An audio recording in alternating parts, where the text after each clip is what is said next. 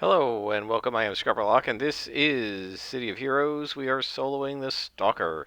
Dark Phantom is now level 41. We have almost 2 million XP to go to get to level 42, so it will be a while. And we're on the Nemesis story arc right now, and we are looking for, what's his name? Cassidy and his aides in the council base. And as we go, we're going to talk about. I saw this video called Role Playing Game Features Nobody Asked For. This is the idea that developers put stuff into games, and this was specifically talking about video games, but you may get into tabletop games here too. And the idea was that there are all of these features that are very common in computer RPGs that what he said is like the only person who might think to put it in here is a designer because no player wants it, and I've never heard a player ask for these features. And what he said was, let me see if I can read this. He said designers need to ask themselves, are you adding features to your game that are going to make players want to rage quit?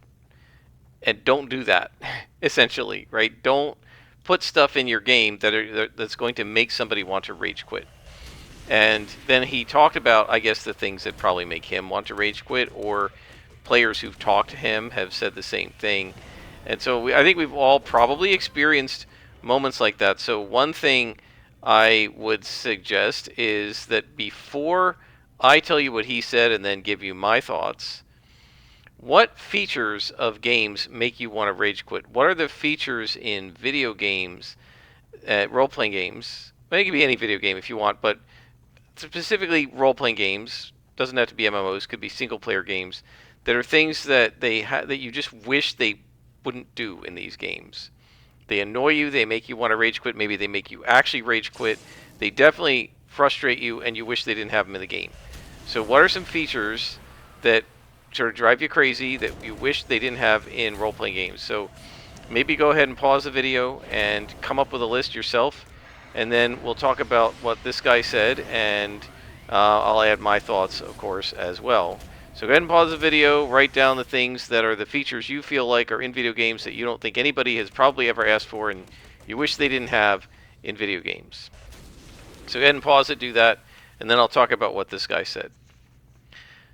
So one of the things he said was, and he kind of put these kind of together, but he said NPCs that are formulaic, like for instance, the sarcastic NPC, the judgmental NPC, the jerk NPC, etc. And he said a lot of times along with these NPCs comes the issue that the NPC may act in an annoying or whatever way, frustrating way, and after doing so, the player character can't do anything about it. You can't say anything about it in the dialogue options. You can't, punch the NPC. You can't attack the NPC.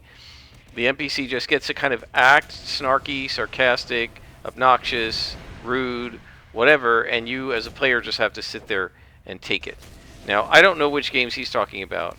I would say that maybe this is more of a problem in some of the more recent offerings of these sort of cinematic RPGs like the BioWare games.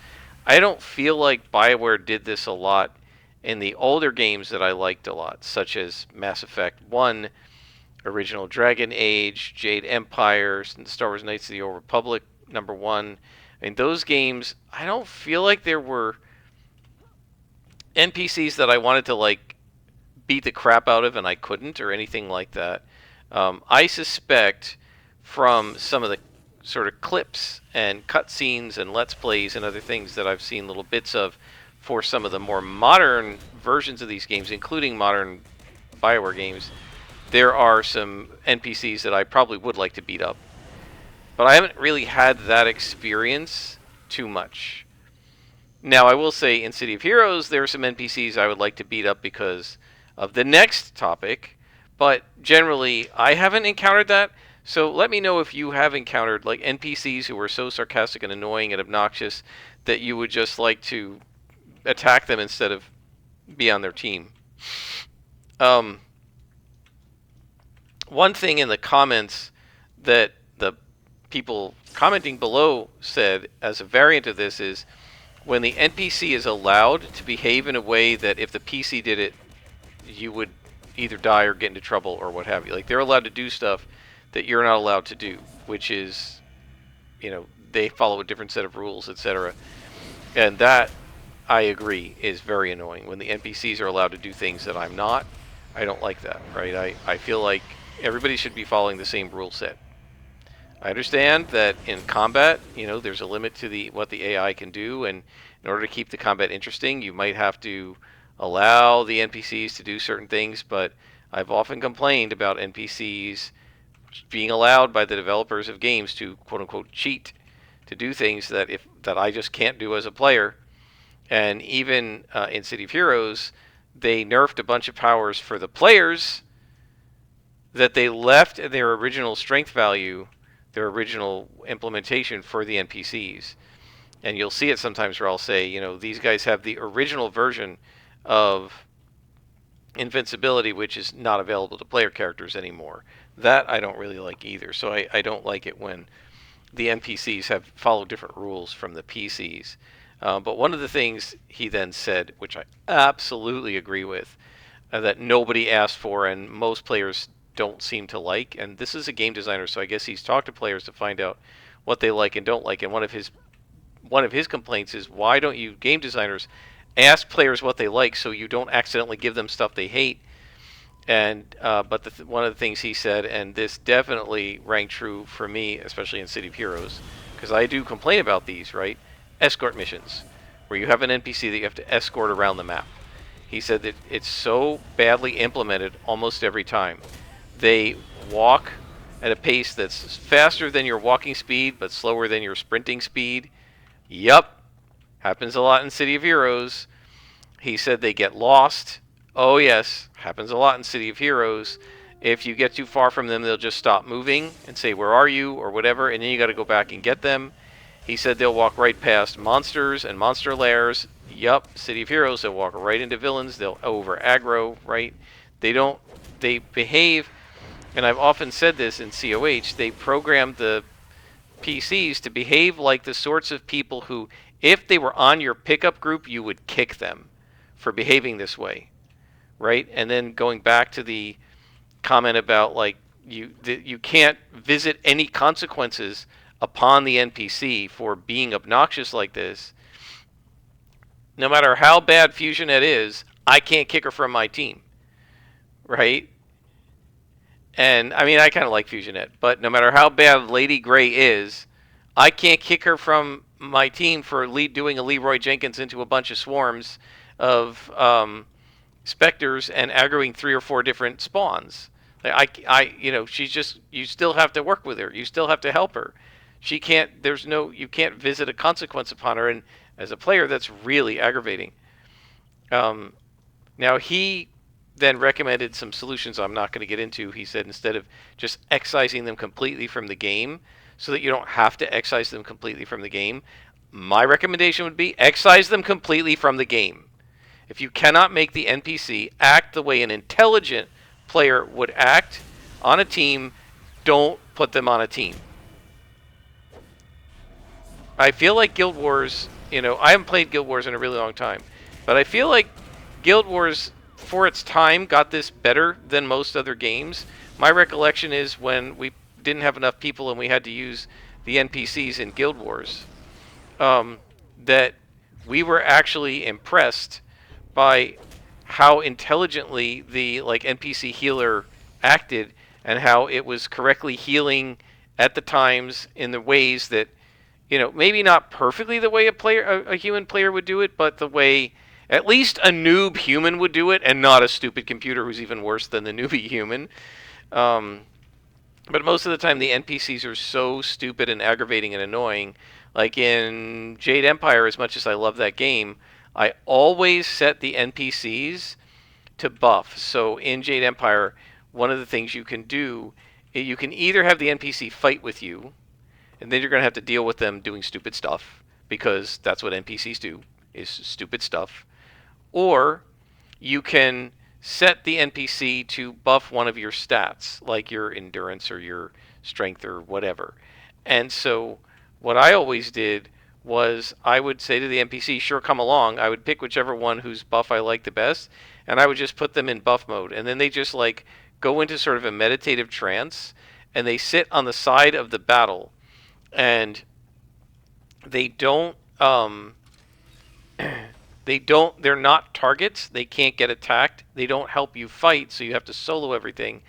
But they don't get in my way, and they don't bleep everything up, right? And so I prefer to just put them in that mode and fight everything by myself. Keeps the NPC safe. So that's them basically excising the NPC from that, right? So I would say get rid of them. If you can't make the NPC act intelligently, don't make me escort them around the dang map. If you like, they can't even find their way around the map. They keep getting stuck on the corners and stuff. They're gone. Don't do that. Don't give me that to deal with. Just get them out of there. And I would say I see no redeeming value in escort missions of NPCs. I understand that it is a cool and interesting tactical challenge if the NPC is acting semi-intelligently.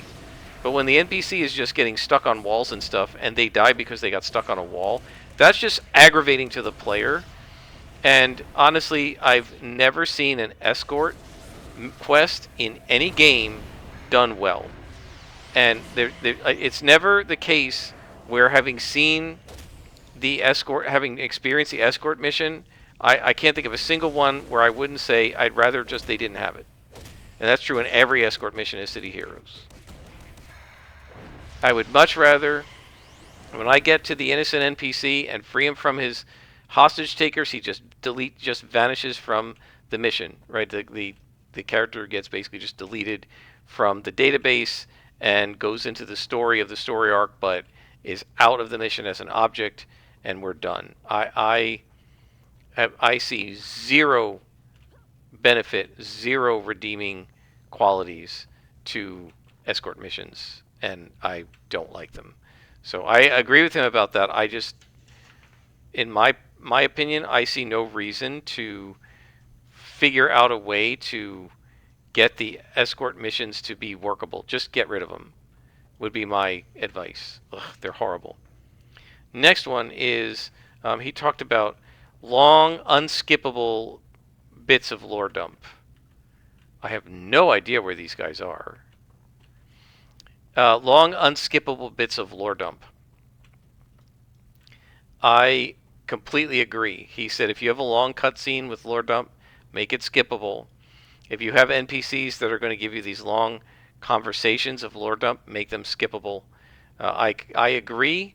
It should be skippable. I don't generally skip that stuff the first time I play through a game, right? But if I've played it before, like, I don't need to watch every cutscene in Star Wars Knights of the Old Republic. I've played that game like 8 times. I know the whole thing by heart. Where is this guy? So I don't need to. I don't need to watch every cutscene, although I do tend to like the cutscenes and watch them a lot. I don't have to do that. Oh, there we are. There's Cassidy. Okay.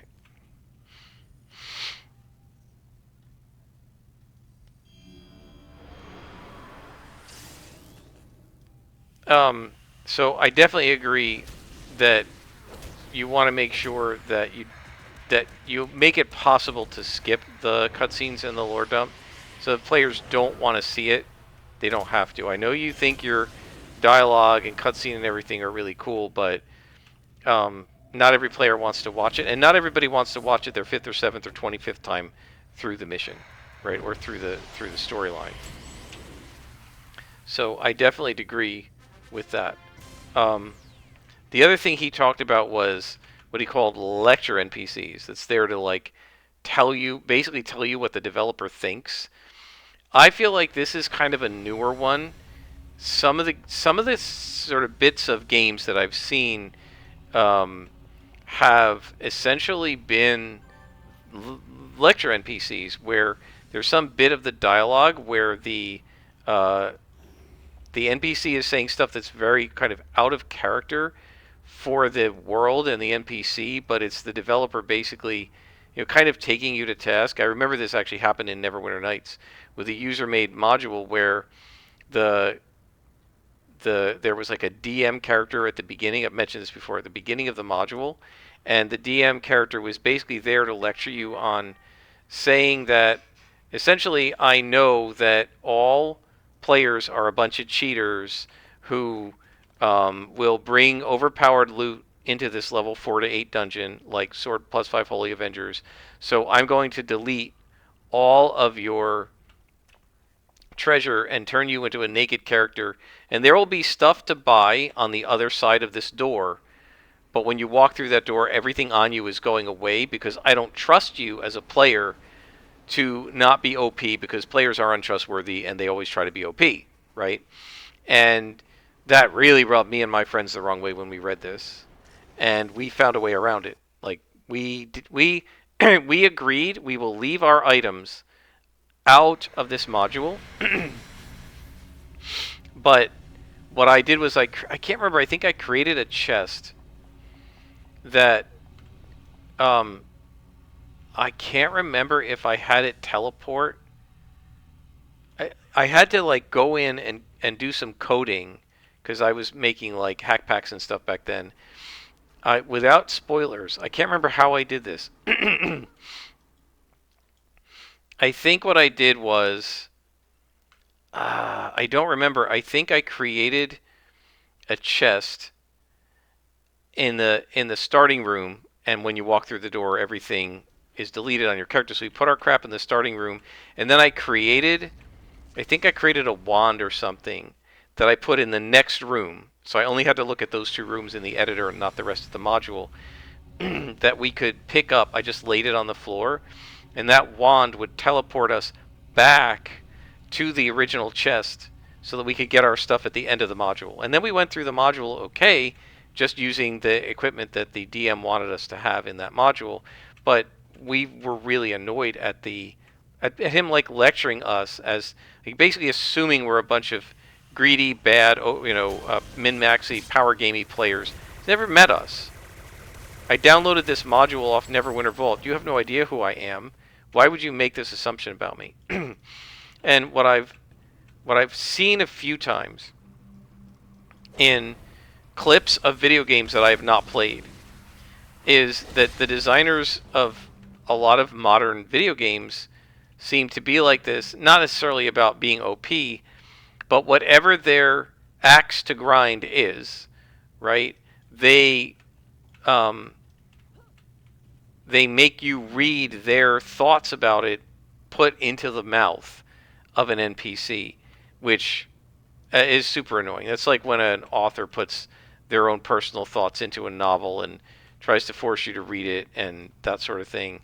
I've never liked that. I don't like that kind of heavy-handed pontificating, and I think that's what he's kind of talking about, is when you have a character who's basically pontificating on behalf of the designer, of the writer of the module or something.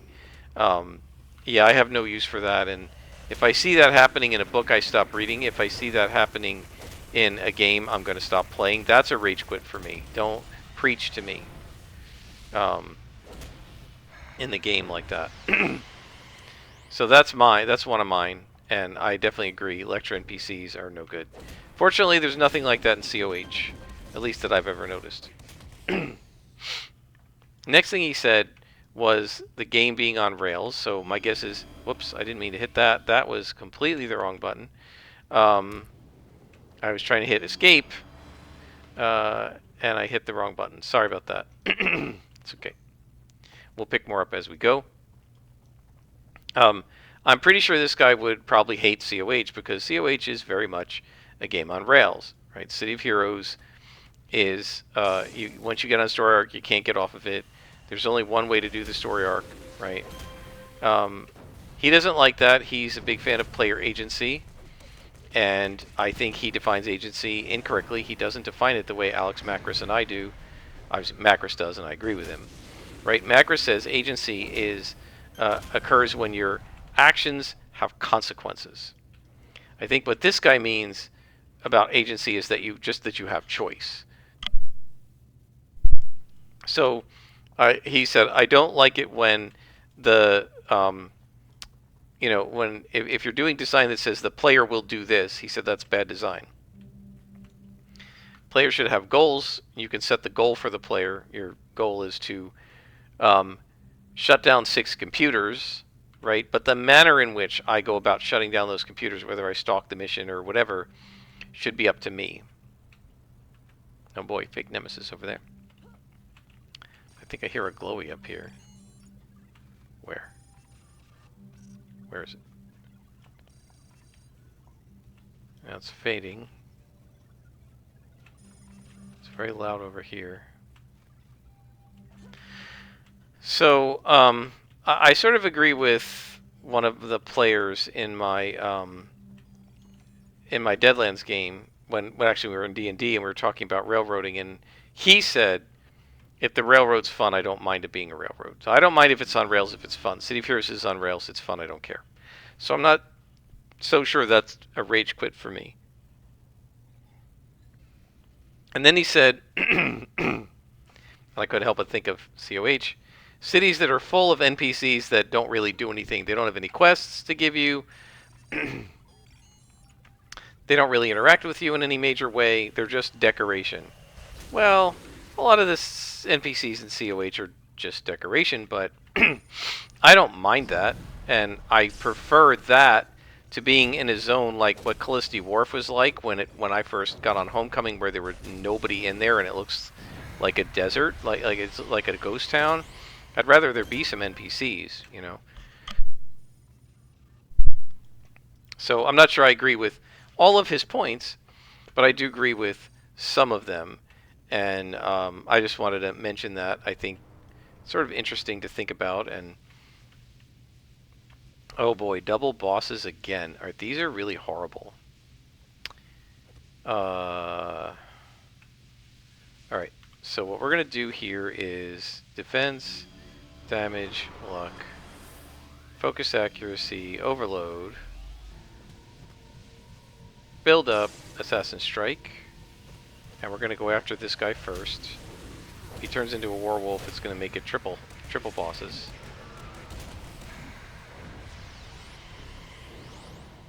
Don't know if he will. Okay, that takes him out. Now it's just Nem. We're going to work Nemesis down as far as I can, and then I'll try to get him with the Placate. We'll see if it works. I don't know. I'm going to zoom out so I can see whether I'm deflecting or he's intangible here. I don't think they've gone intangible, actually. I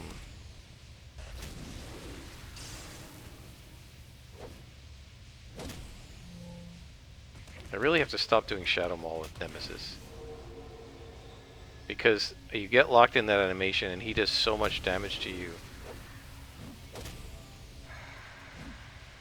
Deflected. He's going to deflect me now, right? 1, 2. Yep, I'm floored. Okay, we're running away. Again, I don't see the point of fighting an enemy when you're floored. It's just an invitation to being defeated, because I'm gonna, I could swing 10 times at him and never hit, and all he has to do is swing twice at me and hit. So we're just gonna wait. He might come to me, I don't know. He's gonna come all the way. Here he is. So what are some of the things that you feel like would make you rage quit a game? What are some things you hate, some of your pet peeves? Some of the things you feel like, look, gamers never asked for this. Why are you doing this? And what he said was, there just seemed to be a bunch of designers out there who seem to think they know what the players want, but the players don't actually want that. Um, but on the other hand, I think you have to be careful. I've been watching an Avalon Hill um, documentary on the Avalon Hill Game Company. It's hours long, and I'm just watching it in little pieces. But at one point, as we get to the part of Avalon Hill starting to decline, he points out the narrator, and we're just waiting for. By the way, we're just waiting for our overload to stop. The narrator of this movie talks about how early on in the 70s, one of the designers of Avalon Hill went off and made his own competing company, SPI, Strategic Productions Inc. or something. And Avalon Hill, was a war game company. Mostly, it made other board games, but they were known for their war game board games. And SPI was also making war game board games. And sometimes SPI made games, and then Avalon Hill bought the rights of them and stuff. SPI was quite the competitor, and they were extremely well liked in the gaming world. But they said what happened is SPI did a lot of like surveys of the players, and asked their players of the purchases of their games, their players of their games, what do you want in a game? And the purchasers, their most devoted customers were the hardcore players. So they kept asking for more and more hardcore rules, more complexity, more realism, tougher to learn, longer rule sets. They loved that stuff. And it drove SPI out of business, right? Because although that might be what their existing fans liked, by making the games super complex and really hard to learn, they basically cut off any ability they have to recruit new players, because new players aren't going to be able to do the super complex stuff, right? And so all they had were the veteran gamers who knew SPI games, and they would just buy another copy, but they weren't recruiting new people into the fold, right? And so the company just eventually had to just knuckle under and sell everything to Avalon Hill. And although I'm not at the end of the Avalon Hill story, I think that it's probably going to end the same way, right? I know that they were eventually, like, assimilated by the Hasbro Borg, and I suspect that it was the same kind of thing, that Avalon Hill tried to make games that were too hardcore, and as a consequence, new players couldn't get into them, and therefore they couldn't keep their sales going. And so you have to be careful. You do want to listen to your customers, but there is a sense in which if you listen to them too much, you could end up driving yourself right off a cliff. So I'm not saying that the customer is always right necessarily, but you would think that if there's something players absolutely hate and makes them want to rage quit a game, it would be a good idea if the designers don't put it in there. And the guy who was complaining about this said, it makes me some of these design decisions make me wonder, do these people ever even play role-playing games, computer role-playing games, right? Because if they do, surely they were just as aggravated by the escort mission as I am. Why would you make one? Like, it would never occur to me if I were designing a computer game to make an escort mission, what I used to call lead out missions, where you're leading the NPC out. It would never occur to me because I hate them. So I wouldn't make one I wouldn't make up something I hate, right? Most of us don't do that. Why would I do that? So I thought these are, some interesting ideas for what kinds of things that are features that nobody asked for, but they put in these role-playing games. And so I just wanted to bring that up and see if any of you folks have any suggestions for what you think would be features that are in these role-playing games that nobody asked for, but they seem to be in a lot of games. Because his point wasn't just that it's not just that they're in a game, right? His point was that they're all over the place in the role-playing game, in the CRPG industry. Everybody seems to do this, even though no players ever ask for it, and most of us don't like them, and yet everybody's got it in there anyway, and you have to wonder why. And I definitely agree with that.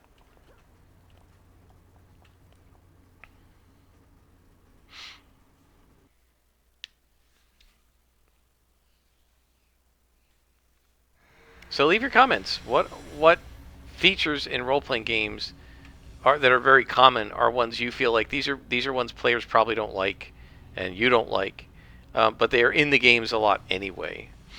And again, I think one of the reasons I like City of Heroes is that it has some features that drive me nuts. You guys know what those are, but for the most part, it's a pretty good game that doesn't have a lot of features that make me want to rage quit. Right? Other than defeat 40 guys on the street in Peregrine Island, that makes me want to rage quit. Um, and by the way, that's sort of what I was talking about when I used to argue with Statesman and tried to argue with him that it doesn't, like, if I'm annoyed, I'm not having fun. You shouldn't make your challenge based on how annoying it is. Right? That's what I was saying. Don't make me want to rage quit your game, because then I'm going to just do that. Right? I'm not going to keep playing because you've annoyed me enough that I rage quit. And that's something I don't know that he ever really seemed to get. Like, I'm not saying he didn't understand the words I was writing, but he certainly didn't agree with me, I guess. And he considered something that's aggravating or frustrating to be a valid type of challenge, which I don't. Again, because if I'm being aggravated, I'm not having fun. And the purpose of a game is to have fun. Now, I can have fun with something that other people might not like and might think is too much. I remember just the other day, I was talking to this friend of mine. So you guys all know that I was a huge fan and lover of the game NATO: The Next War in Europe by Victory Games, which is a subsidiary of Avalon Hill. I love that game, and I wish I still had it. I don't know what happened to it. I actually went up, I realized, as I was watching this history of the Avalon Hill Game Company and they were naming the games, I realized there are a lot more Avalon Hill games that I owned than I realized. In addition to Railbound and Civilization, which I still have, I owned two Victory games. That is, two games by Victory Games, Second Fleet and NATO, so that's four. And then I also owned other Avalon Hill games, including Stellar Conquest, Freedom in the Galaxy, which was like a Star Wars ripoff, um, uh, Dark Emperor, which is a really cool like game where one player plays this evil guy who's like being resurrected, like a vampire or something, who's kind of been resurrected, and he's forming an army and he's going to invade the free world, and the rest of you are playing his enemies, and so it's like a 1v1vn, right? 1v2 or 3 or 4, and you have to prepare and get the world ready for this emperor, and there's like a ticking clock. If you can't get your stuff together before the emperor, crosses the river or whatever and comes into your land, you're going to have a really, like, the emperor gets stronger as you go along, so you have to defeat him fast, right? Or else you're going to probably lose. And I loved that game. That was a really cool game. And then there was the game Air Force, which was flying, like piloting in World War II. So that's like 6 games that I don't know where they are. And I cannot believe that I just threw them all out. I loved too many of them. I liked Dark Emperor. I loved Stellar Conquest. I loved Second Fleet and NATO. I didn't care that much about Freedom in the Galaxy. I could believe maybe that I threw out Freedom of the Galaxy or Air Force because I was sort of mediocre about those. They weren't bad games, but they weren't games that I have fond memories of playing.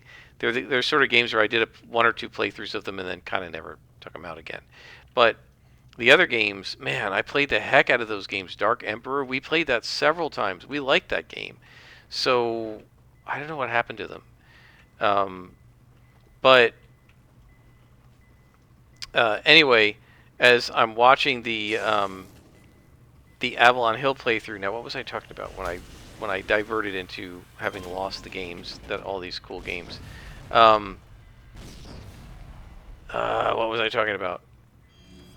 I've been distracted by that and playing this game, playing COH. Um, we were talking about things that are annoying, right, and things that you love or hate about a game. But I don't remember what I was going to say about it.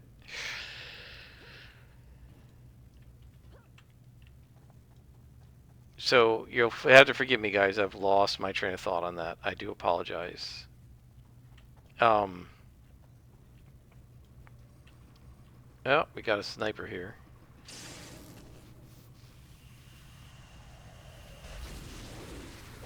Oh, I hate these guys.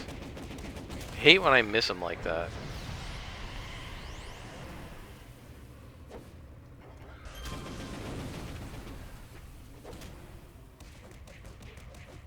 Um,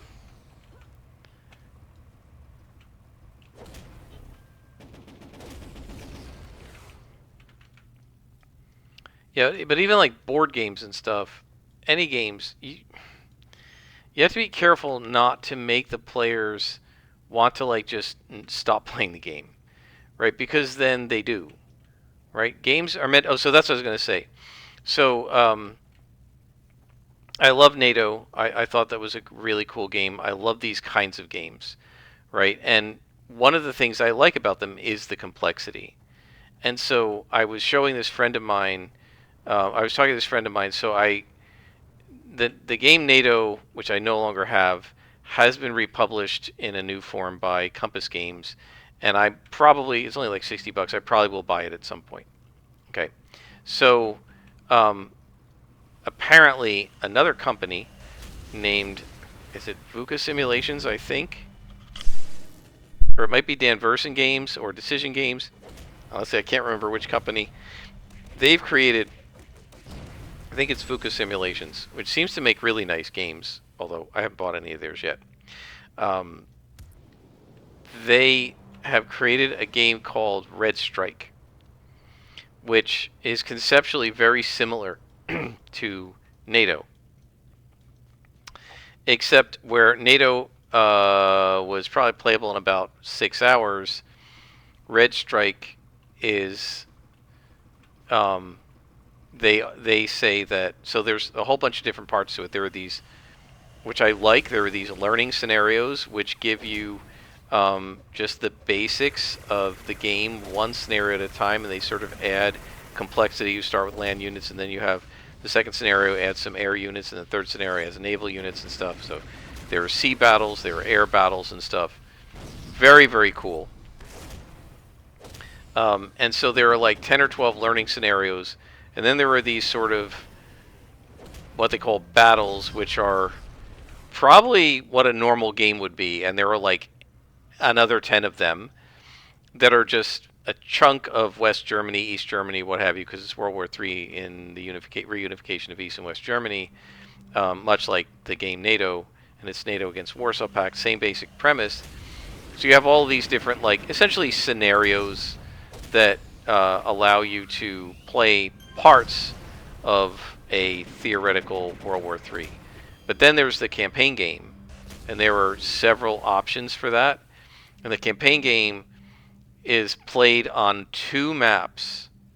There's the map of Europe from Norway down to like Turkey, and from like the Iberian Peninsula over to Poland, right? So there's this huge map that's like the size of your dining room table that you play on for the main battles. But then there's also a maybe half of that size strategic map that covers like the whole Atlantic northern hemisphere with the US on one side and Europe on the other side. And this is where you can sort of strategize where your ships are going, and there's a whole strategic layer to the game that includes like doing diplomacy and trying to get other countries on your side that aren't part of either NATO or the Warsaw Pact and stuff like that. And then on top of that, there are these like mini maps, if you want to call them that, of air bases that can be bombed and can be reduced, and that's where your sorties fly out from, and you're going to need like the equivalent of 3 dining room tables to set this up. And the estimates, and I think they are estimates because I'm not sure if anyone's ever played the entire campaign from start to finish, possibly even including the designers of the game. The estimate on how long it's going to take to completely play this game, the campaign from start to finish, is 360 hours. Which, guys, if you played it an hour a day, would take literally a year. I read that and said, I want this game. Now, realistically, I don't know how I could ever play it. Not that I wouldn't have the time, although I probably wouldn't. It's not really the time. At least not just the time. It's the fact that I don't have anywhere to set up the equivalent of 3 dining room tables worth of maps and leave them there. I don't have anywhere to set them up, period. And if I did, I wouldn't have any way to leave them there for a year while I was playing this game. It just would probably never happen. Now, from what I understand, the scenarios each take about an hour, and then the battles take like 3 to 12 hours each. So even just between the scenarios and the battles, you're looking at several hundred hours of gameplay that are apparently quite fun, and that it's a really nicely done game. But who's kidding who here? If I got this game, I would want to somehow run the campaign and have World War III in my guest bedroom or something. And I don't know how I would ever have the room for that, because like I have 1 dining room table. It's possible that I might be able to set up a few of the other things that I need on my coffee table in my living room, but it's not that big. It's nowhere near big enough to hold all of the other stuff. And I can't, I live alone. It's not like anybody I live with would complain about it, but I cannot leave it. I cannot leave the maps out on multiple different tables all over my living room, dining room area for 6 months. Like, I need those surfaces to do other things. And you can't really clean it up. Well, there's guys in here. There's almost never guys in this room. You can't really clean it up because you'd have to set it up again, right? Exactly the way it was. You need to take like cell phone photographs of where everything is, hope you got it all correctly, and then set it up. So I would love to play this game, right? Just the fact that it is this huge 4.5 inch or something thick box full of 1,200 counters and like 4 different maps and like a whole book worth of player aids. It looks so cool, and I would love to try it, right? But even though I would love to try it, I also acknowledge that there's probably no realistic way that I'm ever going to be able to actually do that. So, which is, a bit of a shame, but that's how things go, All right, let's take a pause here on the chatting, and let's take a look, because we have a bunch of recipes, and I also have a bunch of salvage. Let's take a look at what we've got here. We don't need that. Executioner, that's sniper tech, so we don't need that. Let's see if we can sell some of the crap that we don't need. So sniper tech goes away. It's only 2,000. We don't need that. This one this is not the one we wanted, right? We wanted that. Okay. So this one I can get rid of. What's it worth? 77. Oh, okay. I mean, I'll sell it for 25,000. That's better than you can get it on the shop. So that's sold for 77. So we'll take that. Extreme measures is again sniper. Is it worth anything? No, it's only worth 1. Lethargic response, is that worth anything? 2 variable, not going to worry about it. Preemptive optimization, wait, what's that? That's also endurance modification. What does this give us? Not really so great. I assume it's not worth anything. It is not. And then touch of the Nictus. So we can sell some of these guys. Want to be careful about it Don't want to accidentally sell something I might want. So we don't need range. That goes away.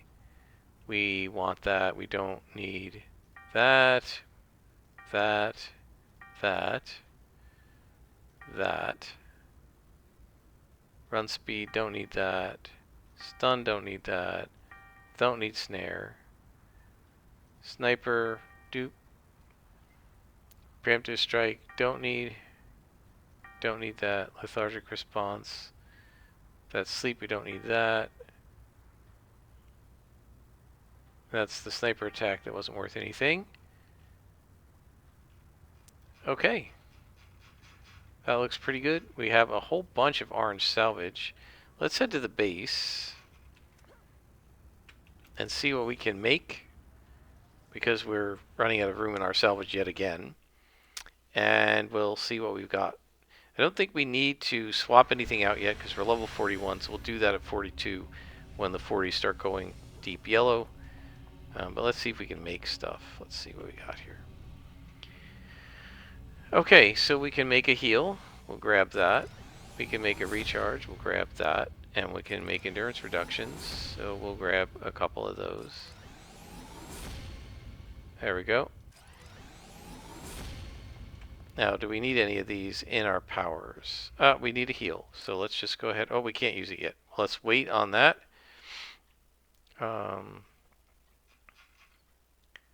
We don't really need much. There's almost nothing left other than these defenses. Now, didn't I see that I had a defense buff